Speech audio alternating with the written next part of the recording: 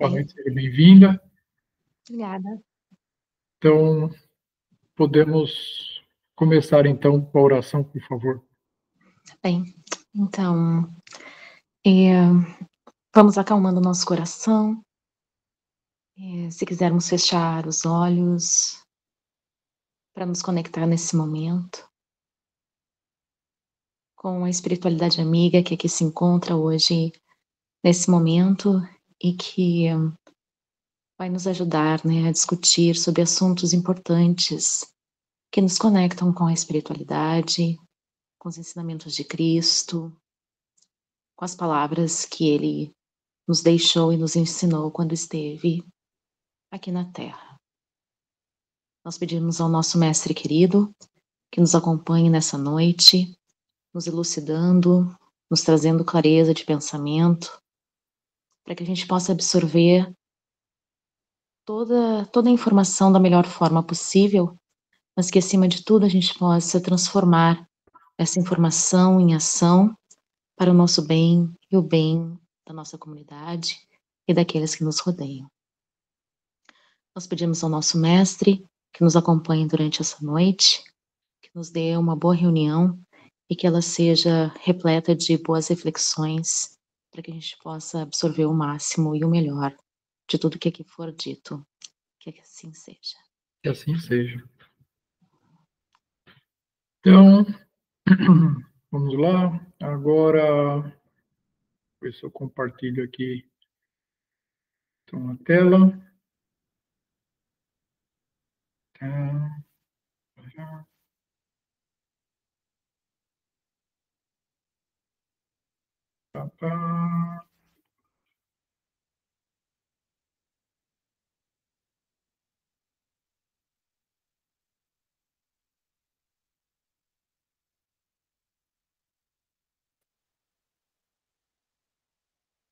Vocês não estão vendo minha tela ainda não?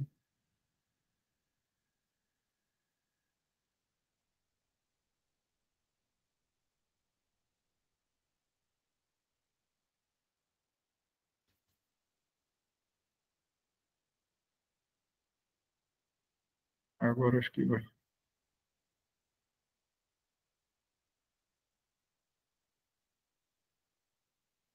Não sei por que a gente aperta, parece que vai, mas ele não vai.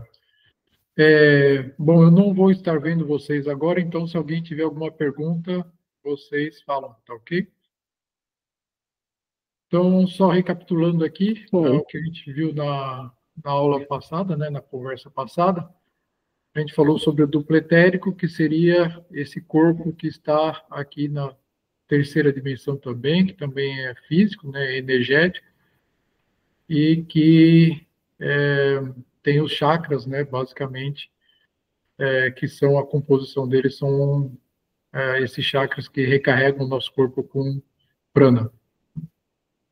Então, a gente falou aqui a composição do duplo etérico, as frequências diferentes, e como que ele, então, é feita a manutenção, os sintomas das doenças, né, que afetam o duplo etérico, que a gente sente, e os tipos de tratamento, então, que podem ser realizados para fazer que seria a cura do duplo etérico, né? E, como a gente falou, as cirurgias espirituais e uma série de tratamentos que são feitos em templos religiosos, eles são feitos no duplo etérico. Deixa eu ver aqui se eu escondo esse efeito aqui que está aparecendo. Pronto. E que, então, os tratamentos do corpo etérico devem ser feitos presencialmente, que é para ter, ou pelo menos ter energia, né, do ambiente próximo aonde está a pessoa, para que possa, então, repassar essa energia densa, né, no local onde está a pessoa, onde está o corpo etérico.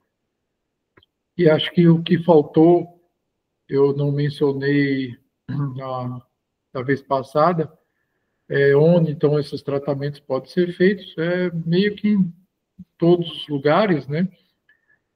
Mas lugares mais eficientes ou famosos ou conhecidos são nas igrejas em geral, onde, principalmente os templos evangélicos, sente aquela emoção e tem aquela energia no ambiente, né? E os pastores normalmente conseguem fazer tratamentos de cura, de expulsão de demônios, né, que eles chamam, nos centros de Umbanda e de Candomblé, onde é feita uma série de rituais, né, e trocas energéticas. Nos centros espíritas, kardecistas, né, também é feito passes e trabalhos também de desobsessão e palestras. E casas universalistas ou de apometria, que a princípio pode ser kardecistas, pode ser de Umbanda, pode não ter uma definição aí, e na natureza, né? E eu não coloquei aqui as cirurgias espirituais, né, como as que o Dr. Fritz faz, e outros fazem também, que esses médicos do astral são exímios curadores do duplo etérico, né, e que tem um efeito rápido. Já, basicamente, a pessoa, meio que na hora, ou em poucas horas, já começa a sentir os efeitos de melhora. E a natureza, que é de onde vem, então, o prana, né? Mas que, então, precisaria ter entidades, ou encarnadas ou desencarnadas, manipulando essas energias. Mas, digamos, se você senta num parque, né, no local deserto, tranquilo, ou numa praia, né, nas mesmas circunstâncias, aí fica mais fácil, digamos assim, para as entidades espirituais manipularem essas energias da natureza e promoverem as curas. Tá certo? Alguém tem alguma pergunta? Alguém tem alguma dúvida com relação ao corpo etérico? Deixa eu ver aqui, porque eu não estou vendo. Então, só para ver. Bom, a princípio tudo ok, então. Posso voltar na apresentação aqui, né? Então, Pode, vamos lá. tá tranquilo. Então, peraí, deixa eu voltar aqui.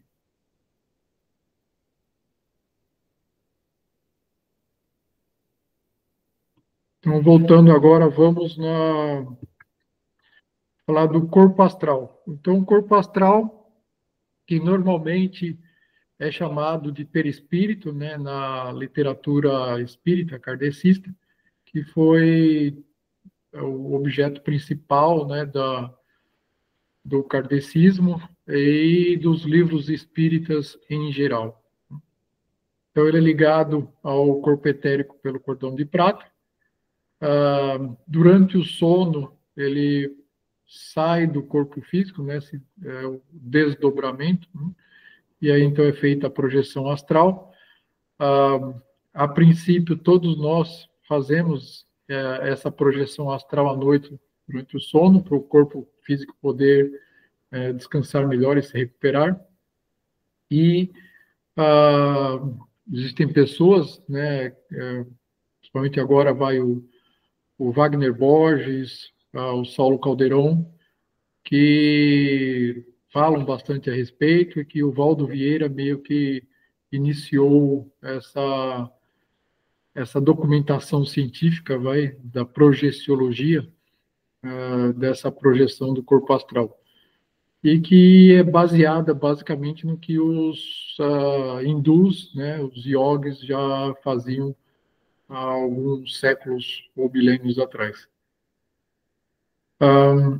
Esse corpo astral, ele pode sofrer a degeneração, que é o que se chama também de licantropia, o corpo astral se tornar animalizado. Em vários livros espíritas é falado sobre isso, né, onde entidades vão assumindo formas de lobos ou outros animais, né? E o mais famoso é o lobo, mas podem ser outros tipos de animais também. E isso seria a degeneração dele. E existe o que se considera a decomposição, o morte vai desse corpo astral em duas situações. Uma evolutiva, quando esse indivíduo, né, esse ser, ele já alcançou um nível de evolução tão alto que já domina totalmente as suas emoções e tem o controle sobre elas, que aí ele não precisa mais, então, ter esse invólucro do corpo astral e esse corpo perde a sua função.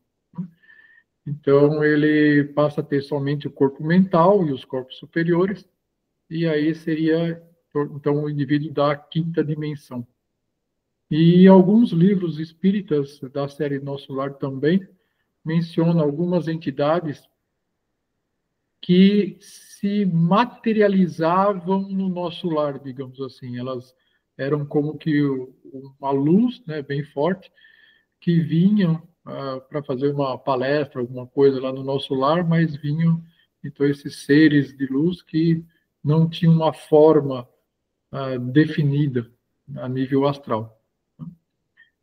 Então, essa seria a perda do corpo astral.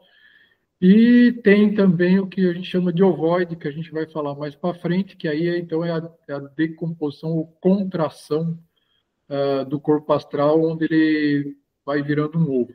A gente vai falar mais sobre isso depois. E o corpo astral, então, ele que dá o formato para o corpo etérico, para o corpo físico, ele imprime o DNA, digamos assim, né, dos nossos corpos etérico e físico, e em função, então, da saúde emocional, é que isso iria dar um contorno no nosso corpo, físico e etérico. E aí a gente vai ver, então, mais para frente, que daí a causa de muitas doenças hereditárias que a gente absorve. Vamos lá. Então, no início, né, no primeiro bate-papo que a gente já teve, a gente já falou aqui sobre essa escala de Hawkins, né, sobre as frequências. E que, então, conforme as emoções, os sentimentos que a gente tem, essas frequências são mais elevadas ou mais densas. E, então, isso aqui está ligado diretamente ao corpo astral, e essas emoções, então, e essas frequências diferentes fazem a gente ficar, então, mais denso ou mais sutil, tá certo? E lembrando aqui que na parte de baixo, aqui está culpa e vergonha, a vergonha, o medo, né, está aqui como sei também, são essas frequências mais densas que tem. E quando, então, um indivíduo está em depressão profunda, que vai, então, baixando a sua frequência, se tornando mais denso, e que vai propiciando, então, a contração do seu corpo astral. E, então, existem alguns livros espíritas que relatam essas entidades que já não têm corpo físico, espíritos, corpos astrais somente, que, por vezes, depois de suicídios ou não, né, medo, tristeza profunda, apatia, vão encolhendo e vão se tornando, então, os ovoides. Né,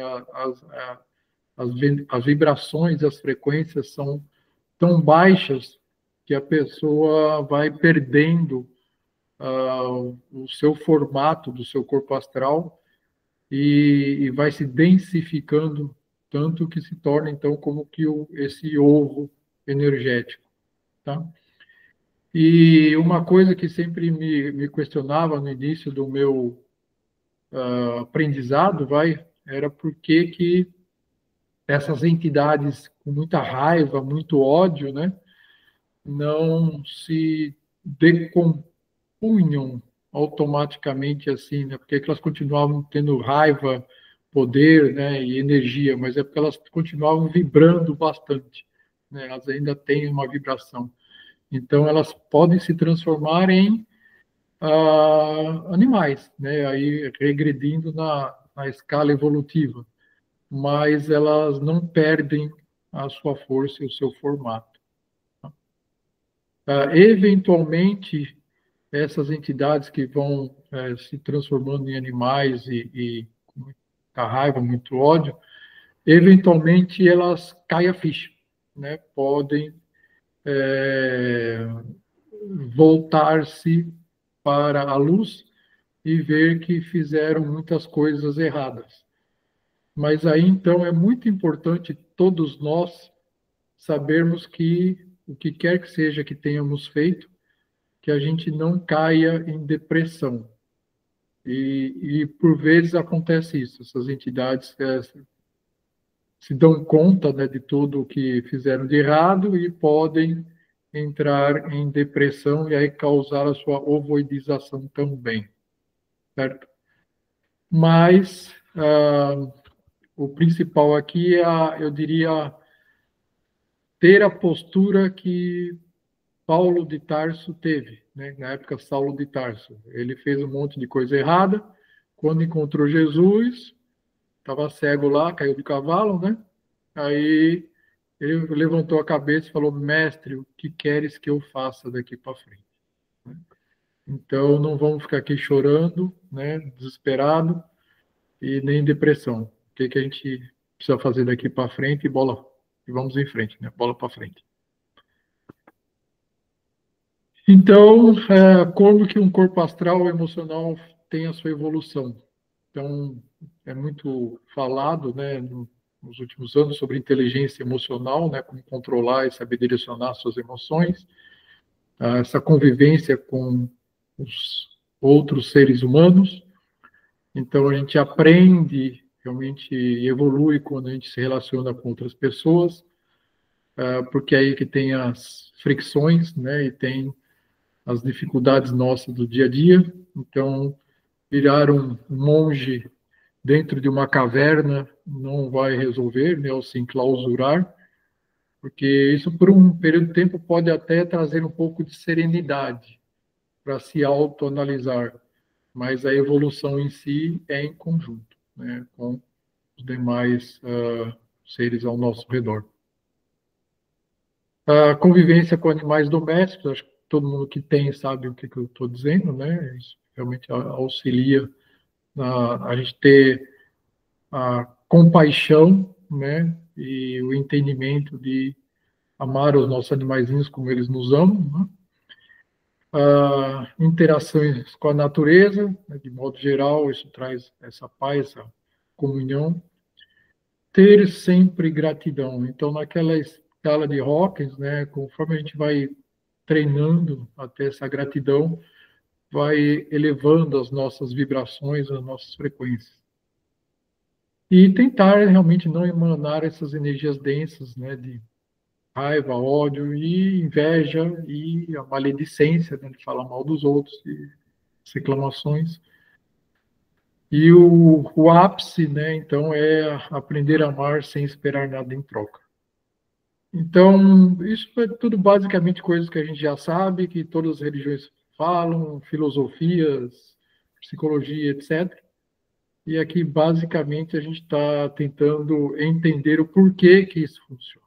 Né? Por que, então, ser bonzinho, digamos assim, né? Ou ser uma pessoa boa e praticar essas coisas funciona. Porque as nossas frequências, então, vão se tornando mais elevadas e a gente está subindo a nossa evolução. Mais uma vez, pessoal, se tiver alguma pergunta, vocês, por favor, falem, tá bom? José, posso fazer uma pergunta? Por favor, é fácil que eu estou aqui só olhando para a tela aqui, eu não sei o que vocês estão pensando, falando, mas é difícil. Você tem alguma ideia como é que os magos negros não perdem a forma? Porque assim, né, Sim. E eles, quer dizer, sim, eles perdem um pouco, né, a aparência, eles têm a falta de luminosidade, né, lógico, eles são opacos, mas eles não atrofiam a forma no ovoide, o animal, ou, né? Correto. Nem sempre eles são opacos, viu? Eles chegam a ser muito ah, bonitos, digamos, e aí chegam a irradiar luz. Então, a gente vai falar sobre os magos negros meio que no final do curso, tá? Tá. Mas só para responder parcialmente a sua pergunta aqui agora, eles são vampiros de energia. Então, eles sugam as energias de outras entidades, de outros seres, para poder se manter, tá? E aí, isso através do que a gente chama de magia negra, mas seria basicamente esses processos de sugar energias para se manterem. E aí, mais para frente, a gente vai entender um pouco melhor isso, mas a base realmente é essa aqui, entendendo como funcionam os corpos, né, e as dimensões. Então, eles têm o conhecimento dessa ciência Correto, e se utilizam dela através da inteligência. Uhum, correto. certo. Exatamente isso. Obrigada. Nada. Mas eles continuam sendo densos. Então, eles não conseguem ter algumas coisas que, digamos, pela força gravitacional, eles não conseguem se locomover facilmente, porque eles são densos. Aí eu tenho outra pergunta nesse sentido, porque a densidade faz com que a gente seja atraído à reencarnação, porque é a gravidade mesmo que nos atrai para a matéria. Como é que eles conseguem fugir da reencarnação? Então, eles continuam sendo densos, mas hum, eles adiam isso de maneiras que eu não sei e de maneiras que não é publicado em nenhum livro como. Então, mais que eles, né, nos processos históricos aí, descobriram como fazer isso e a gente não tem acesso a isso por motivos óbvios. Né? Certo, obrigada. Então, doenças típicas do corpo astral, né?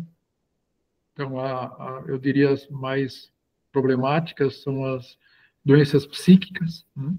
As emocionais, a depressão, baixa autoestima, e aí a esquizofrenia, alucinações e insônia. Então, as doenças clínicas, em geral, também têm a sua causa no corpo astral.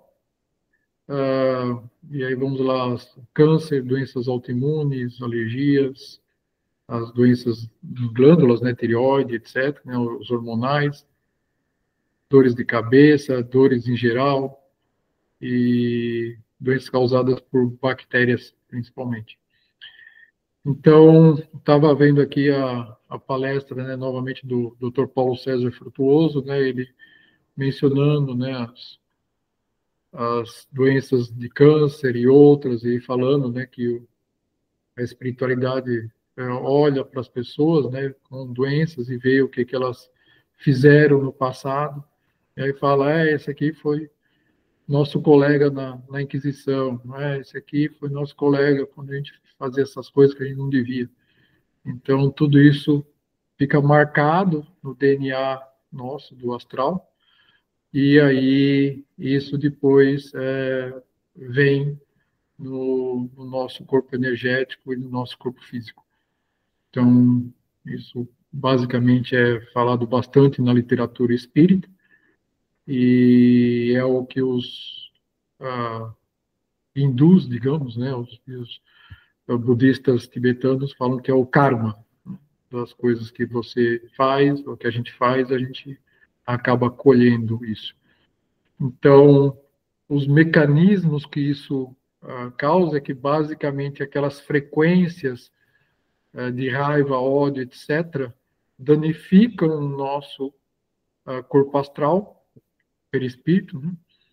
E é como se fosse, vamos lá, câncer de pele se pega com a luz do sol sem protetor solar, certo? Então, isso é como? É luz ultravioleta que está vindo do sol, que muda afeta o seu código genético das células. E aí as células começam a se desenvolver desenfreadamente na pele. Então, a frequência baixa da luz ultravioleta afeta nos seus aminoácidos para produzir o câncer na pele.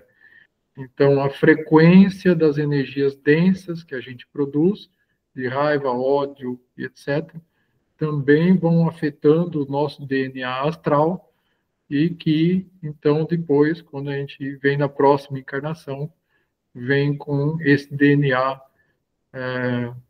alterado. Então, o Dr. Paulo César estava mencionando um caso, né, de uma pessoa que foi tratada lá no Frei Luiz e que o Dr. Frederick falou, essa moça foi colega nossa na Inquisição, ela fazia as torturas também. Então, o DNA dela tem uma doença genética, que o Paulo César lá fala, né, que aquele gene não faz a pessoa ter a produção de um produto lá que atua nas nossas juntas, né, todas as juntas dos nossos ossos. E que aí ela nasceu com esse defeito, e aí ela sente as mesmas dores que ela causava quando torturava as pessoas na época da Inquisição. Então, basicamente, aí a lei do karma, né?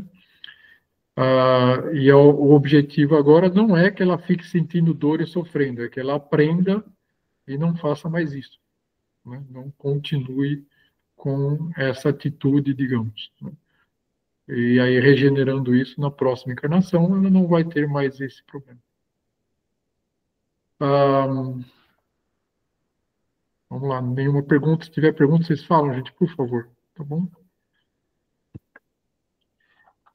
E os tratamentos, então, para o corpo astral emocional são psicológico, psiquiátrico. E para principalmente não se deixar cair na depressão, né? Isso eu enfatizo sempre.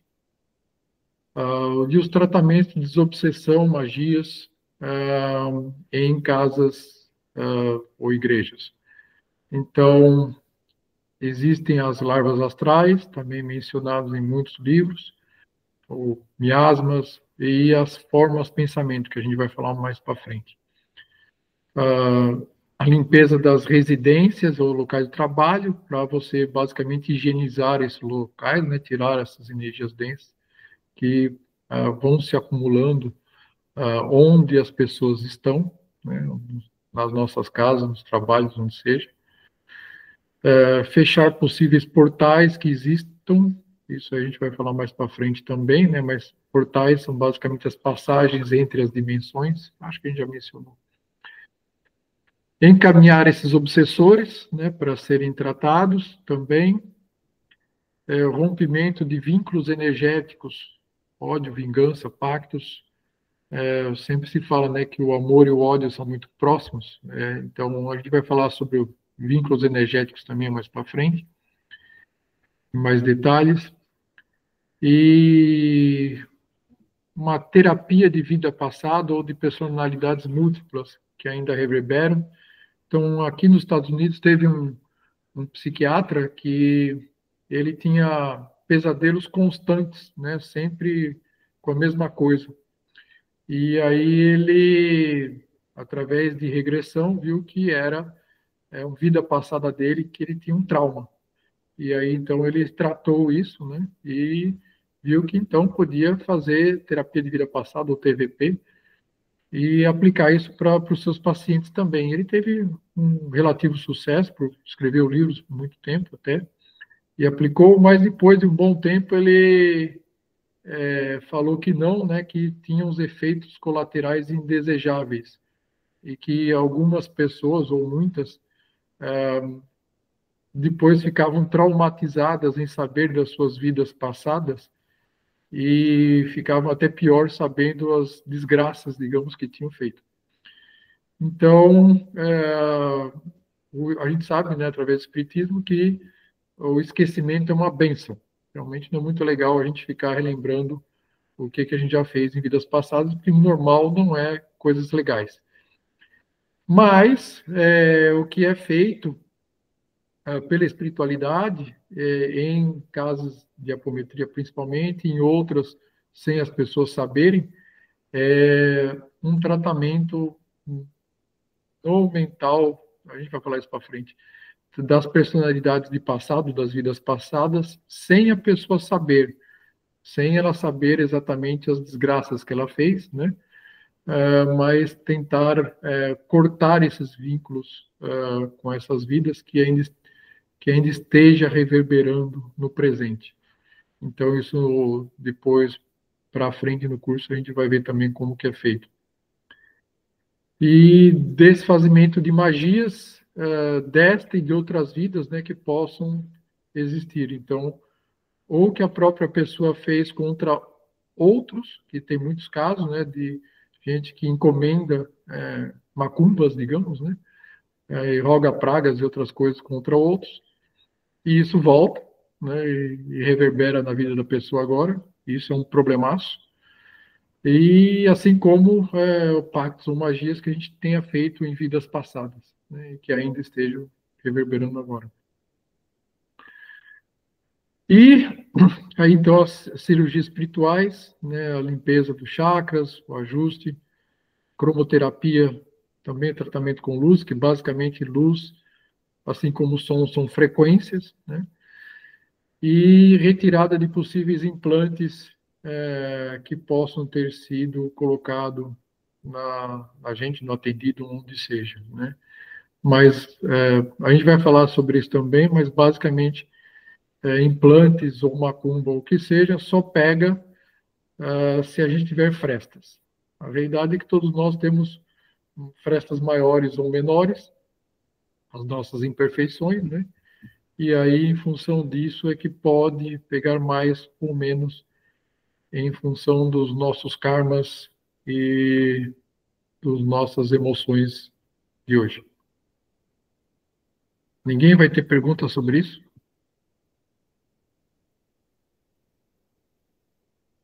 Não? Ok. Então, vamos para a próxima, que é o corpo mental inferior. Vou acompanhar o tempo aqui.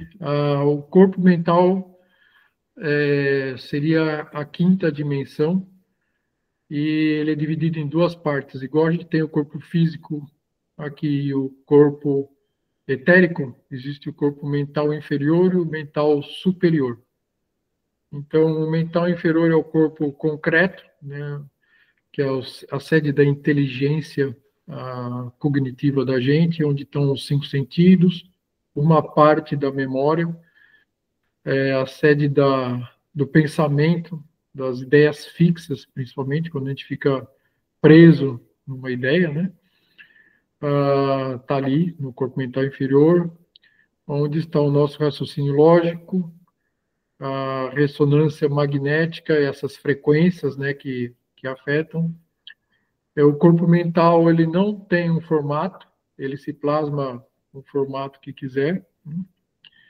E o foco dele é na sobrevivência do indivíduo, ou seja, é a sede do egoísmo e do que os cientistas, os médicos, na parte da anatomia, chamam de cérebro reptiliano, que a gente tem o físico aqui, né? É a equivalência do mental inferior. Vamos lá. Então, a evolução do corpo mental inferior é o controle do ego, o seu autoconhecimento, a meditação, o conheça-te a ti mesmo, e então o olhar para dentro da gente próprio.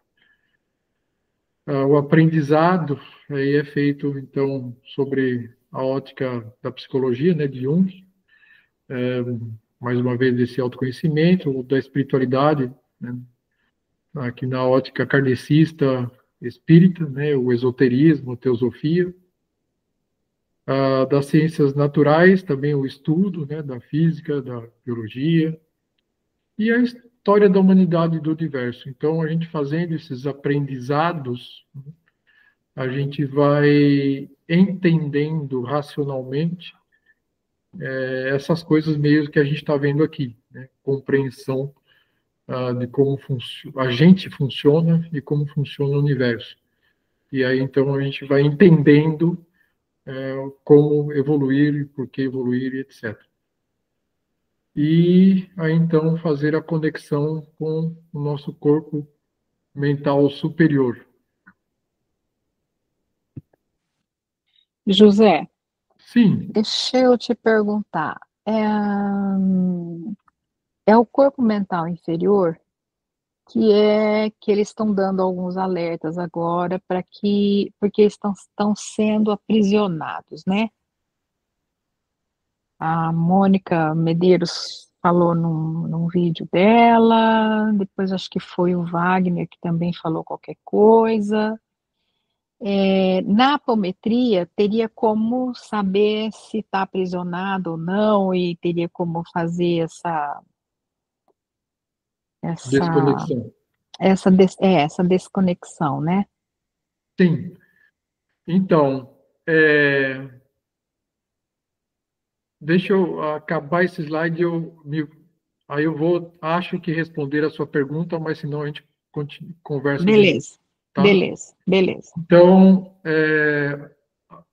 esses aprisionamentos, né, como você acabou de falar, é o que a gente chama de pactos ou contratos feitos nesta ou em outra vida, despolarização de memórias de vidas passadas que ainda estão repercutindo no presente, a quebra dessas ideias fixas e pensamentos repetitivos, e aí talvez uma coisa que faltou eu colocar aqui, é o inconsciente coletivo, que é basicamente o que o Wagner, a Mônica de Medeiros, o Tony falam, né?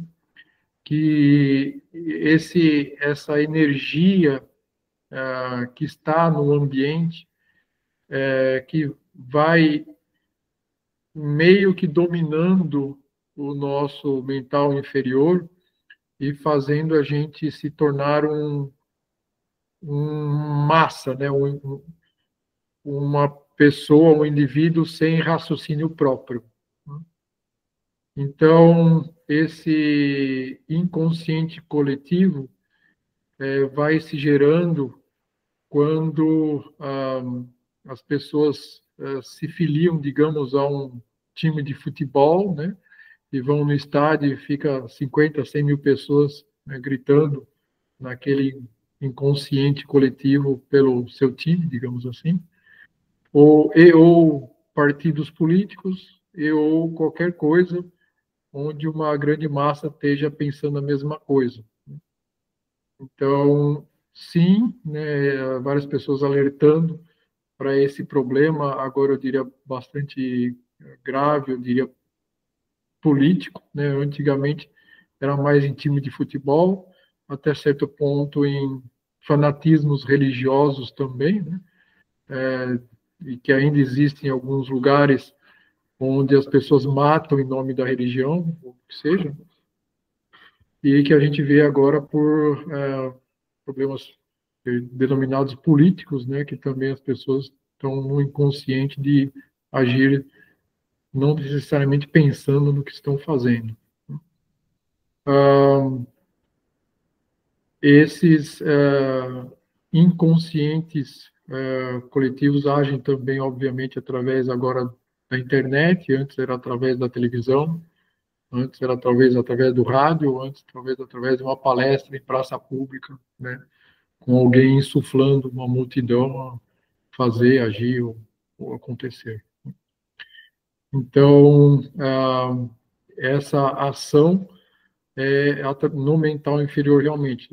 Ele invoca as emoções das pessoas, mas basicamente no mental, né? Você tem o seu pensamento, a sua ideia de que você está certo, de que todo o seu grupo está certo e os outros estão errados.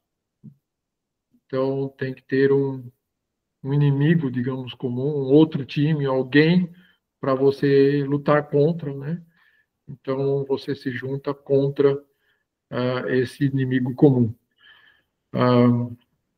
Acho que todos já ouviram falar que a Terra só vai se unir quando tiver um ataque de um grupo extraterrestre, digamos, né? E aí todo mundo, então, aqui se juntaria contra o inimigo comum. E que enquanto isso não acontece, a gente continua tendo que ter um inimigo aqui para brigar. Não sei se eu respondi a sua pergunta agora. Sim e não, mas pode continuar, que eu acho que você vai falar mais coisa. Tá bom. Beleza, obrigada. Nada. Então, para desvincular isso, né, a gente tem que fazer a quebra do nosso egocentrismo e da falta de empatia. Então, a gente tem que ter a famosa fraternidade, compaixão, amorosidade dentro de todos nós, né, que seria a inteligência espiritual, e entender que existe a misericórdia divina e temos então a compaixão de todos os nossos irmãos, que a gente precisa disso para evoluir. Então, aqui no mental inferior é que está basicamente a raiz, né, todos os nossos problemas, que seria então, mais uma vez, o problema do ego, do eu versus nós, né? Nós fazemos parte de uma estrutura do universo, de mônadas, de irmãos e irmãs, e toda essa questão, né? Então, quando a gente acredita que o outro é o inimigo e eu estou certo, e eu estou 100% certo e o outro está 100% errado, né? A gente deixa de ter tudo isso e ao ponto de, né, tomar atitudes contra. Então, isso, essas ideias fixas e esse foco, né, autocentrismo, é o que sempre causa os problemas, e na apometria eu diria que é talvez o único lugar que eu vi uma forma de externamente pessoas de fora auxiliarem a minimizar isso com algumas técnicas que são empregadas para que a pessoa quebre um pouco a sua ideia fixa e consiga pensar e raciocinar novamente. Aí conseguir enxergar essas coisas. Porque tem muita gente que não consegue enxergar fraternidade, compaixão, nada. Ela está tão obcecada que não tem como. Mas, basicamente, passa pela pessoa querer. Então, se ela está com um problema grande o suficiente, seja de saúde física ou mental, que faz com que ela vá até um centro espírita ou uma casa de apometria ou coisa assim, e peça ajuda, aí isso já facilita a situação, porque aí ela está dando permissão, ela está pedindo ajuda. Então, existem técnicas que podem ser feitas para tentar auxiliar a pessoa a quebrar isso, para ela, então, conseguir raciocinar de outra maneira. Não sei se dá para entender o que Beleza, sim. Sim. Então, sinceramente, eu não sei de outros locais, outras técnicas que consigam efetivamente fazer isso na prática, tá? E que nem sempre, óbvio, dá certo, porque depende basicamente da pessoa. A pessoa, ela conseguiria fazer isso, mas com ajuda externa, facilita, né? E que eu saiba, o único lugar que consegue, até hoje que eu vi, foi a apometria. Ok? Beleza, respondido. Obrigada. Nada. Ninguém mais tem perguntas aí? Vocês estão muito quietos. Bom, vamos lá, temos mais 10, 15 minutos só. Então, aqui, né, eu falei nas casas de apometria, e aí as entidades que fazem isso, você pode chamar de nomes diferentes, mas são entidades muito evoluídas, né, e que se disfarçam por vezes como pretos velhos, ou que podem vir como magos brancos, né, da antiguidade, quando tem magia negra envolvida, ou da fraternidade branca, ou o que seja, mas normalmente são entidades evoluídas para lidar com o mental inferior. As técnicas são de magia branca, envolvendo geometria sagrada e equipamentos especiais que a gente normalmente sabe que são dos irmãos extraterrestres, né? São dos irmãos do espaço que trazem esses equipamentos.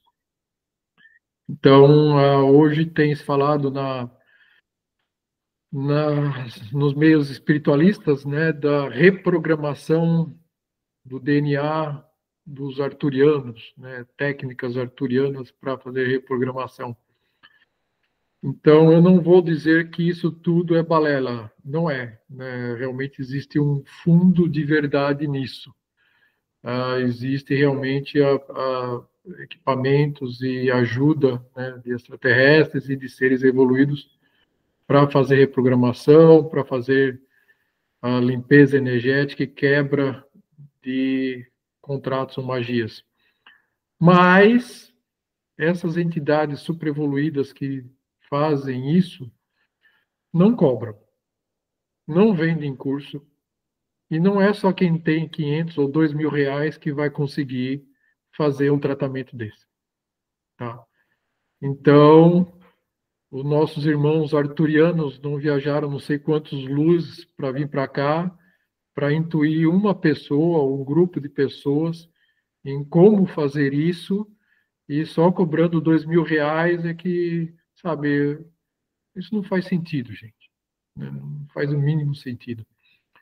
Então, esses seres de luz elevados estão querendo ajudar com fraternidade para que nós, como raça humana, evoluamos, e não necessariamente é para a gente curar a nossa doença física, é para curar a nossa doença mental, para que a gente, então, consiga evoluir e seguir na luz.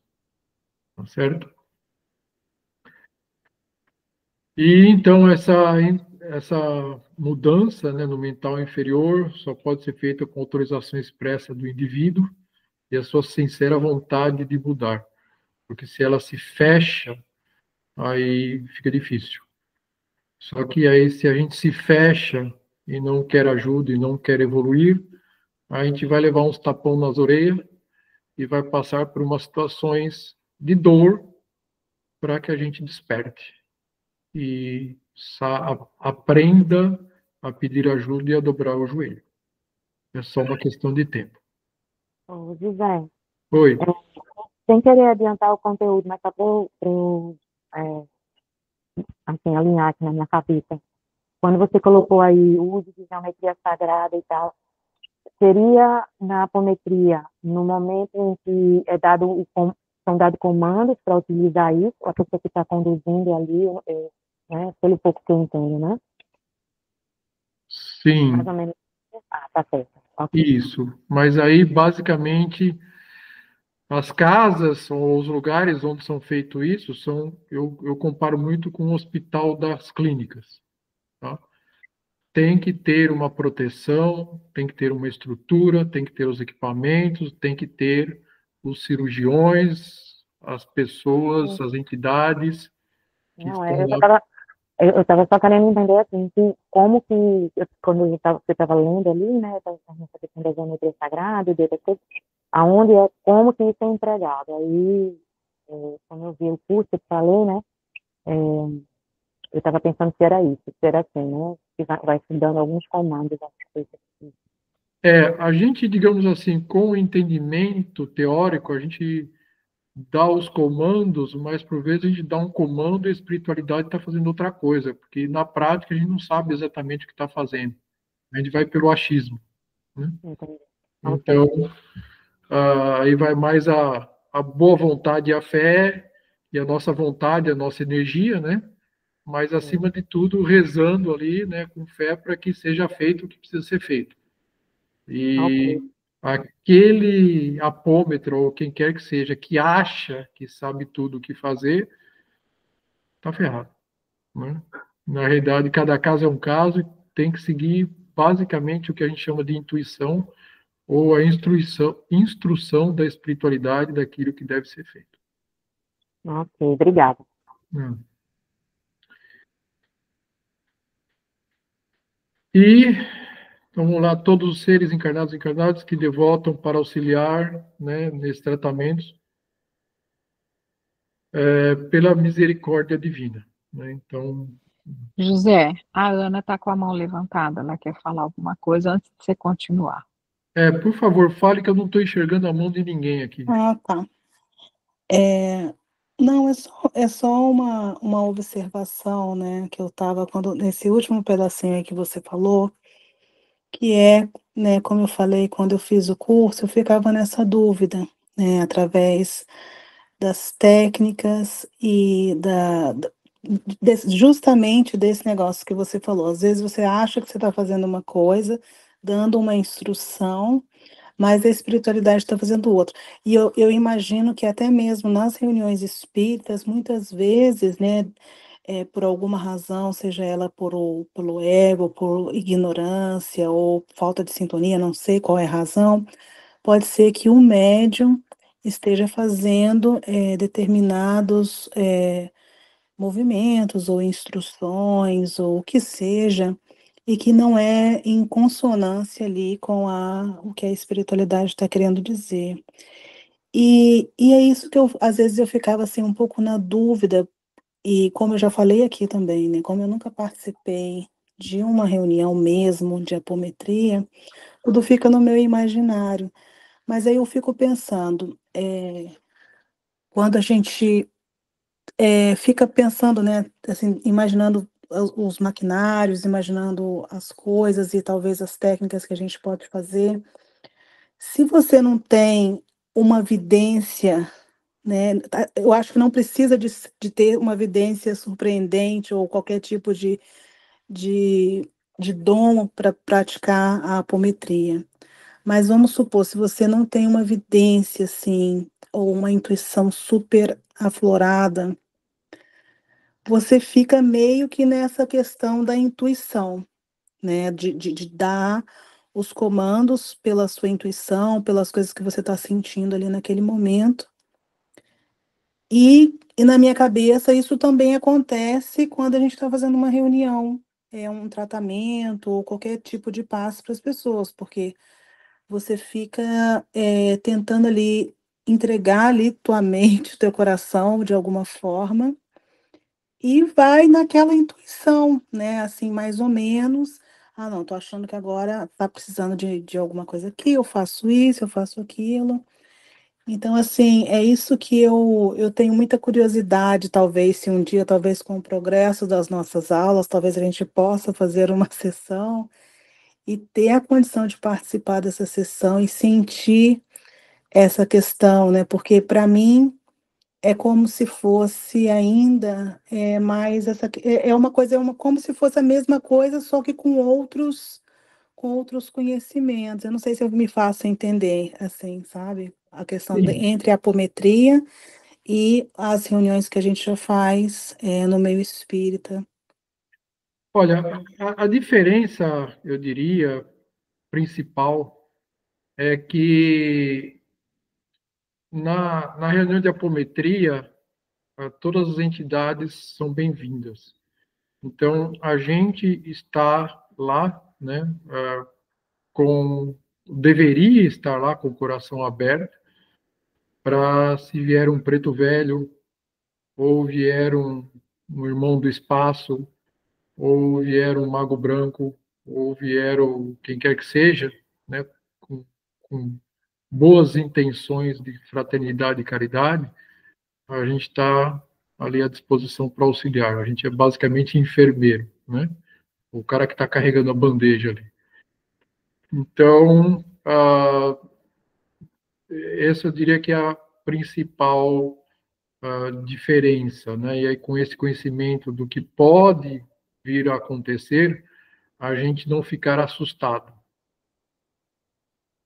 Então, numa casa espírita kardecista, normalmente existem restrições ou regras ou o que for, né, quanto às entidades que vêm e quanto a o que está acontecendo. E se não for aquilo que se está esperando ou permitido, né, as entidades não são permitidas ou não se pode fazer. Então, isso restringe bastante o que, a princípio, pode ser feito. Então, como exemplo, o Dr. Fritz, ele não é bem-vindo numa reunião kardecista. Então, ele não vai numa reunião kardecista. O Bezerra de Menezes é bem-vindo. Então, aí o Bezerra de Menezes vai numa reunião kardecista. O Bezerra de Menezes é o chefe do Dr. Fritz, assim como de uma série de outros entidades, né, que trabalham nesse processo. Então, é só essa questão, né? Se numa reunião kardecista falar que veio um arturiano, que veio uma outra entidade do espaço com formato diferente, vai pensar que é um espírito zombeteiro ou que é uma entidade das trevas, e não necessariamente. Eu estou de acordo com você em relação a isso, e ao mesmo tempo eu tenho a impressão, talvez pelo círculo de pessoas que eu sempre estive, que assim, não é tão fácil encontrar pessoas que realmente têm essa vidência, sabe? Assim, deve ser muito bonito ter a chance de ver assim, nossa, hoje veio uma pessoa, né, de outro planeta que tem a constituição completamente diferente da nossa, né? Hoje veio uma, assim, né, igual a gente vê alguns médios que passam aí, que tem essa coisa, eu fico admirada de ver essa coisa. Eu não sei se talvez as pessoas elas só sentem a energia, né? E porque tem conhecimento, porque vamos supor, se eu não tenho conhecimento que uma coisa é possível, eu vou travar, entendeu? Porque eu não acho que aquilo vai acontecer. Então, vou pensar assim, por que que eu vou achar que isso é um extraterrestre do jeito que a gente imagina, né? Mas assim, tipo, caracterizado do jeito que a gente imagina, ou vem uma outra estrutura física ali, muito completamente diferente do que a nossa. E é difícil, eu acho que o bom dessa questão da apometria e de outras religiões espiritualistas falarem mais disso é porque a gente abre o círculo de possibilidades, né? E não fica naquela coisa dual, ou é espírito bom ou é espírito ruim, né?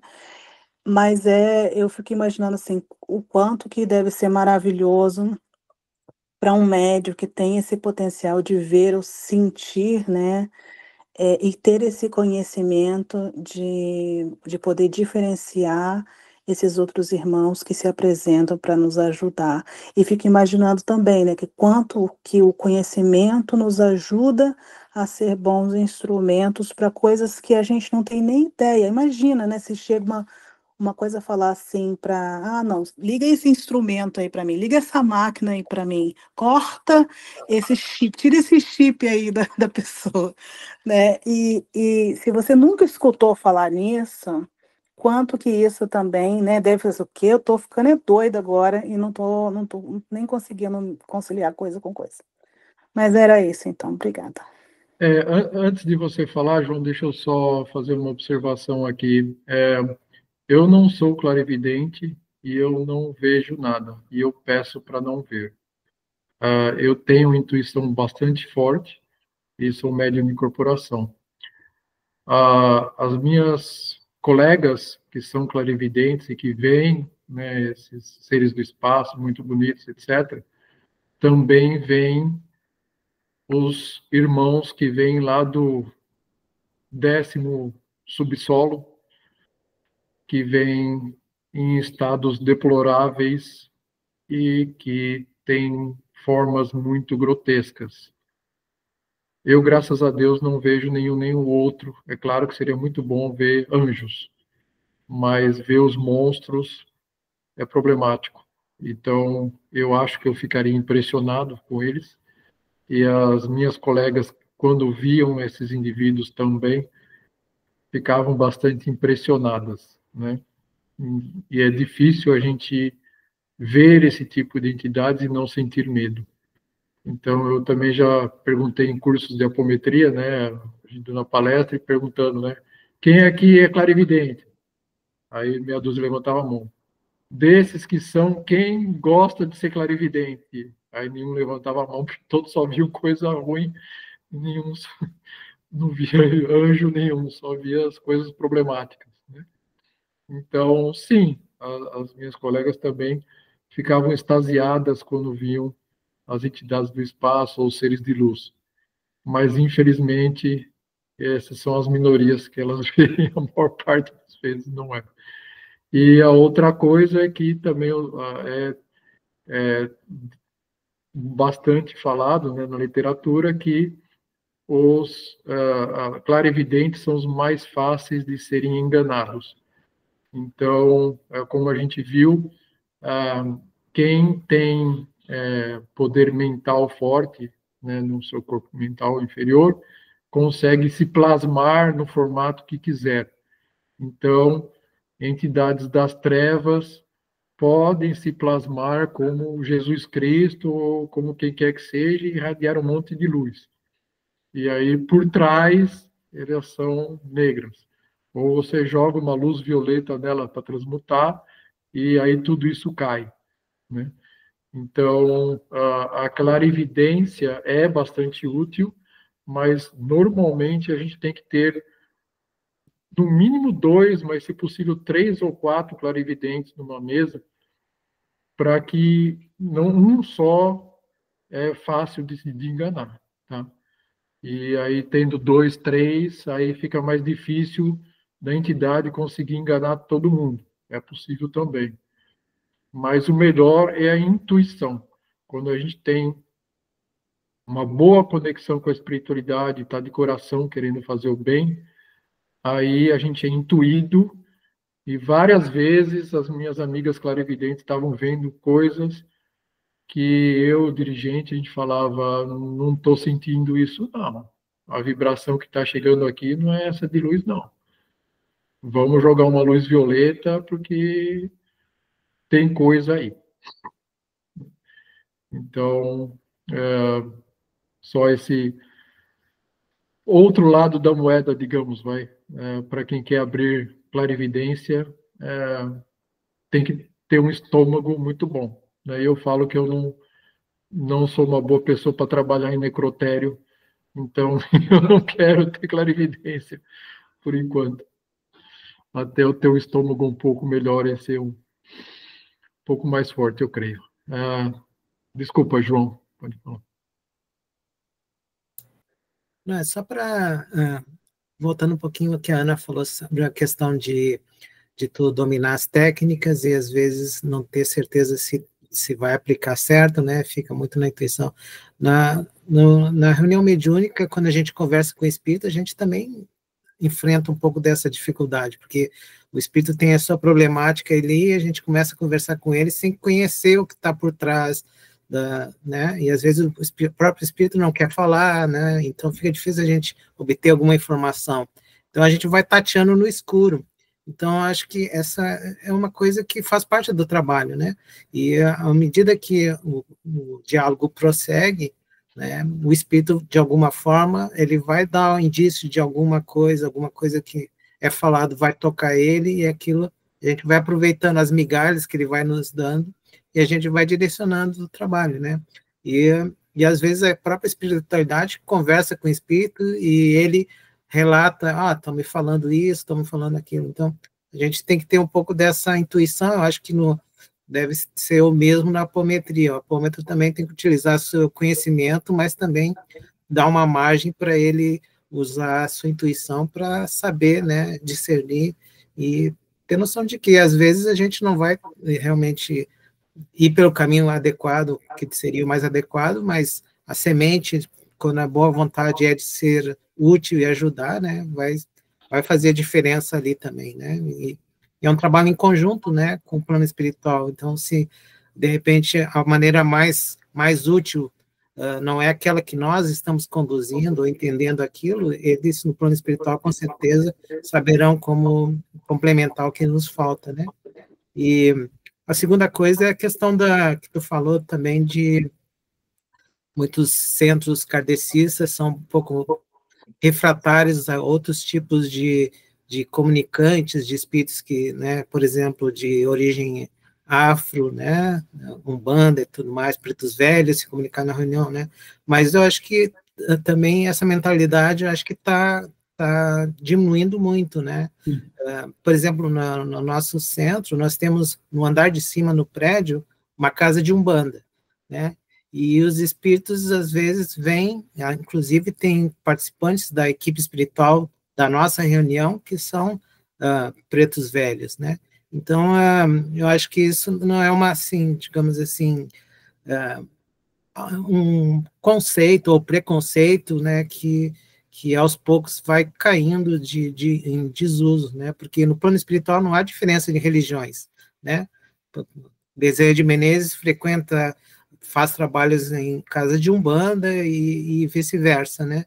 Então, para eles não existe essa divisão e, com certeza, para nós não deveria ser também, né? Claro que cada reunião tem as suas metodologias diferentes, né? Mas todos são espíritos, seres humanos que merecem ser recebidos com respeito e dignidade, e o trabalho nosso é ajudar, né? Não é analisar e julgar, né, quem pode, quem não pode, quem merece mais, quem não, né, eu acho que isso aí é uma coisa que a gente tem que trabalhar dentro de nós. Eu acho que esse grupo que nós temos aqui é muito legal por isso, né, são mentalidades diferentes, cada um com suas formas de pensar, né, mas todos querendo aprender um pouquinho com cada um, né, então acho que isso é muito interessante, eu acho que tem que a gente incentivar isso em nós, né, não nos apegarmos em preconceitos que só diminuem as possibilidades de trabalho, né? Mas sim ampliar, né?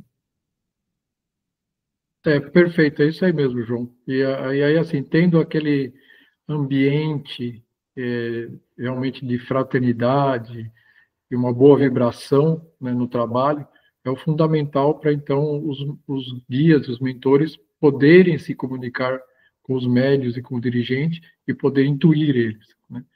Então, sempre vai ter os dias que parece que a vibração não está boa e que a gente está difícil de se conectar com a espiritualidade.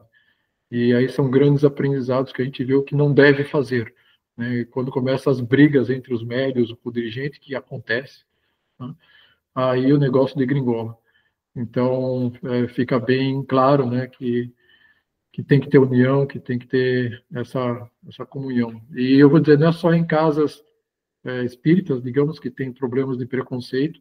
Eu já tive em uma sala de apometria, onde o dirigente se dizia, né, aberto a tudo, e que gostava de preto velho, mas quando apareceu o Zé Pilintra, ele queria enquadrar, encaminhar e despachar, né? E então a gente meio que deu risada, né? E assim, deu risada depois, né? Na hora a gente ficou assim, né?